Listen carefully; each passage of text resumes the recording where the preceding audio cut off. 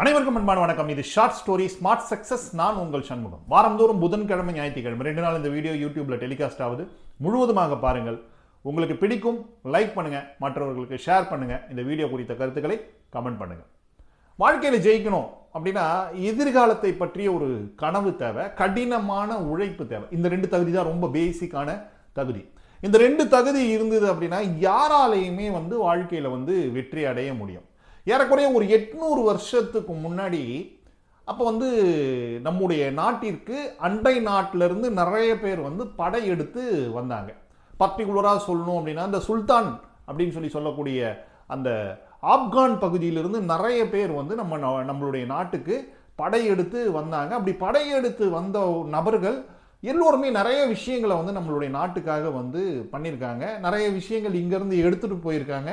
ஒரு சில விஷயங்கள் இங்கே கொடுத்துட்டு போயிருக்காங்க. அப்படி நடந்த விஷயங்கள்ல ஒரு சுவாரஸ்யமான ஒரு தகவலை நம்ம இன்னைக்கு பார்க்க போறோம்.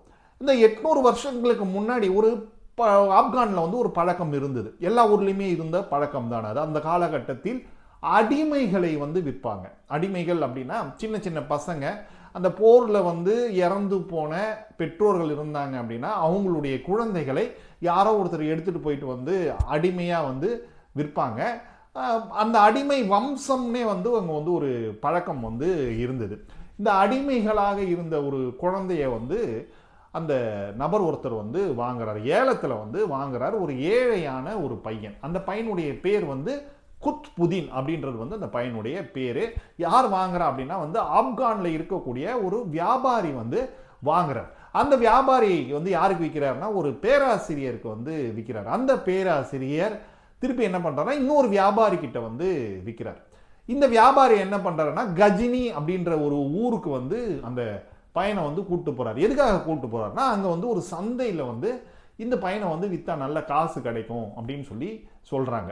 அந்த சந்தைக்கு போகும்போது முகமது கோரி அப்படின்றவரு அவருக்கு வேலை செய்வதற்காக, பணிவிடை செய்வதற்காக அடிமைகளை வாங்கி கொண்டிருக்கிறார் சொல்றாங்க. இவரை முகமது கோரி கிட்ட போய் அந்த பையனை கொடுக்குறார். முகமது கோரி அந்த பையனை பார்க்குறாரு. நல்ல ஒரு பையன் பார்க்கறதுக்கு ஒரு ஆஜானு பாகுவான ஒரு உடல் அமைப்பு.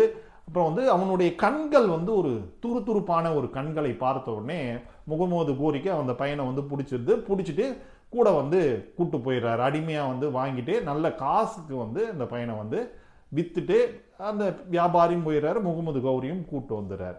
இந்த முகமது கோரிக்கு கூட்டு வந்த உடனே அந்த பையனுடைய பேசிக்கா அவன் நடந்துக்கக்கூடிய விஷயங்கள், அவனுடைய ஆட்டிடியூடு, அவன் எல்லாரு கூடயும் பழகக்கூடிய விஷயம், இதெல்லாம் பார்க்குறப்போ முகமது கோரிக்கு அந்த பையனை ரொம்ப பிடிச்சிடுது. கூடவே வச்சிருந்தவர் ஒரு டைம்ல என்ன பண்றாருன்னா படை தளபதியா அந்த பையனை மாத்திடுறார். அந்த படை தளபதியாக இருந்த பையன் என்ன பண்றான்னா டெல்லியில நடந்த ஒரு போர்ல, பிருத்திவிராஜனோட நடந்த போர்ல போயிட்டு பயங்கரமா போரிட்டு டெல்லியில ஜெயிச்சு கொடுக்குறான் முகமது கோரிக்கு. அதுக்கப்புறமா அது இல்லாமல் வங்காளம் இது மாதிரியான பகுதி, குஜராத் இது மாதிரியான பகுதியிலலாம் அவனுக்கு நிறைய அங்கெல்லாம் போர் செஞ்சு அங்கே இருக்கக்கூடிய சாம்ராஜ்யங்கள் எல்லாத்தையுமே அங்கே இருந்த மன்னர்களை தோற்கடித்து அந்த விஷயத்தையும் அந்த நாடுகளையும் முகமது கோரிக்கு அவன் பண்ணி கொடுக்குறான். இதை கொடுத்த உடனே முகமது கோரிக்கு பயங்கர சந்தோஷமாயிடுது. ஏன்னா ஆப்கான்லேருந்து இந்தியாவுக்குள்ள இந்தியாவுடைய டெல்லி பகுதியில் அவர் ஒரு மிகப்பெரிய விஷயத்தை பண்ணியிருக்காரு பயங்கர சந்தோஷமாயிடுச்சு.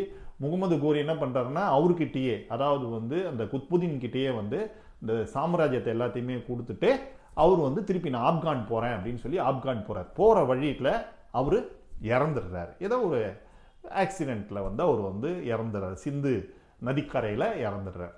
இறந்த உடனே என்னாச்சு, திருப்பி எல்லாமே முகமது கோரிக்கிட்டே இருந்து நம்முடைய குத்புதீன் கிட்ட வந்துடுது. 1206 1210 வரைக்கும் 4 வருஷம் அந்த குத்புதீன் அப்படின்றவர் அந்த நாட்டை வழி நடத்தி போறாரு. நிறைய நல்ல விஷயங்கள் பண்றாரு. நாட்டுக்காக நிறைய விஷயங்களை பண்ணி நல்ல பேர் வாங்குறார். அவருடைய பீரியட்ல தான் இன்றைக்கு நம்ம எல்லோருக்குமே ஒரு ஆச்சரியமாக, ஒரு அதிசயமாக, ஒரு சின்னமாக இருக்கக்கூடிய குதுப் மினார் அப்படின்ற விஷயம் உருவாக்கப்பட்டது. ஏறக்குறைய 72.5 மீட்டர் உயரம் இருக்கக்கூடிய அந்த குதுப் மினார் அதனை உருவாக்கின ஒரு மிக முக்கியமான பெருமை. அதற்கப்புறமா அது அவர் ஸ்டார்ட் பண்ணாரு, அதுக்கப்புறமா ஒரு 2 பேர் வந்து அதை வந்து கம்ப்ளீட் பண்ணாங்க. ஆனால் அதை ஆரம்பிச்ச அந்த பெருமை யாருக்கு அப்படின்னா வந்து அந்த குத்புதீன் அப்படின்ற அவருக்கு தான்.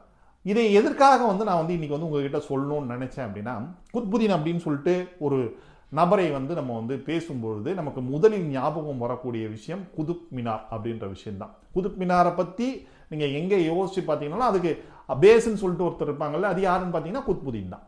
இந்த குத்புதீனுடைய வாழ்க்கையை யோசிச்சு பார்த்தோன்னா ஒரு அடிமை வாழ்க்கையிலிருந்து ஒரு சாம்ராஜ்யத்தை கொண்டு வந்த ஒரு மிகப்பெரிய வாழ்க்கைக்கு வந்து வந்திருக்காரு. அதுக்கப்புறமா அவங்களுடைய தலைமுறையில் நிறைய பேர் வந்து நிறைய அரசு வந்து அவங்க வந்து வழிநடத்தி போயிருக்காங்கன்றது வந்து கூடுதல் தேவை. அப்போ வாழ்க்கையில் ஜெயிக்கணும் அப்படின்னா நம்ம எங்கே இருக்கோம் அப்படின்றது வந்து முக்கியமே கிடையாது. நம்மளுடைய பிறப்பு எப்படி இருக்குது அப்படின்றதெல்லாம் வந்து முக்கியமே கிடையாது. நம்ம எப்படி நம்மளுடைய ஆட்டிடியூட் வந்து எப்படி இருக்குது, நம்ம வந்து எப்படி வந்து நம்மளுடைய சிந்தனைகளை வளர்த்து கொள்கிறோம், நம்மளுடைய செயல்கள் எப்படி இருக்குது, நம்ம எல்லா இடத்துலையுமே எப்படி நடந்துக்கிறோம் அப்படின்றதா. இப்போ குத்புதீன் ஜெயிச்சதுக்கான மிக முக்கியமான காரணமாக சொல்றது என்ன அப்படின்னா, அவர் அடிமையாக இருந்த பொழுது அடிமைகள் என்ன செய்வார்களோ அதை முழுவதுமாக செய்தார். அப்போ முழுவதுமாக செய்யறப்ப தான் இந்த அடிமை மேல அவருக்கு வந்து ஒரு கிரேஸ் வந்து, இந்த முகமது கோரிக்கு வந்து ஒரு கிரேஸ் வந்து அவரை வந்து ஒரு தளபதி வரைக்கும் வந்து கொண்டு வந்திருக்காங்க. அந்த மாதிரி தான் இப்போ நீங்கள் எந்த இடத்துக்கு போனாலும் சரி, எல்லா இடத்துலையுமே உங்களுக்குன்னு சொல்லிட்டு ஒரு விஷயம் இருக்கு இல்லையா, உங்களுக்குன்னு சொல்லிட்டு ஒரு டாஸ்க் இருக்கும்ல,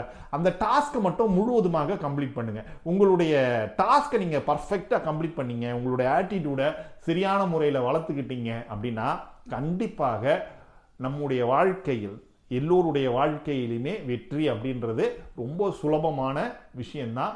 நம்ம எல்லோருமே நம்முடைய கடின உழைப்பையும் எதிர்கால சிந்தனையும் சரியான முறையில் வளர்த்துக்கிட்டோம் அப்படின்னா நம்மளாலேயும் வந்து குதுப் மினாரை உருவாக்க முடியும். நன்றி, வணக்கம். அடுத்த வீடியோவில் சந்திப்போம்.